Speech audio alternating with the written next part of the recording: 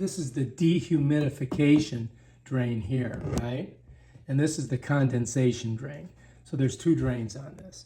So you've got two valves on it, this one here. And if you unhook it, this is where it comes out.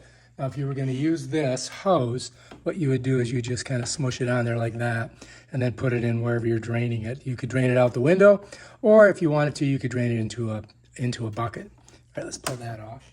All right, to put this back on, we just go ahead and twist it right on like that. You want to make sure you have this on there and closed, right? Because that's probably a good idea. It even shows you open, close, very simple.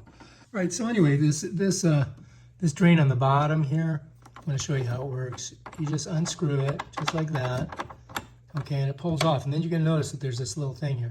But what you have to do is you got to kind of pull this, and it pops out. You see that? All right, now this also, you can also use this on here, I believe, if you want. So this will fit over this, but you're going to have to work on it to get it to do it. There we go. So now I got it over there. So you can't fit that on there, but I'm going to take it off.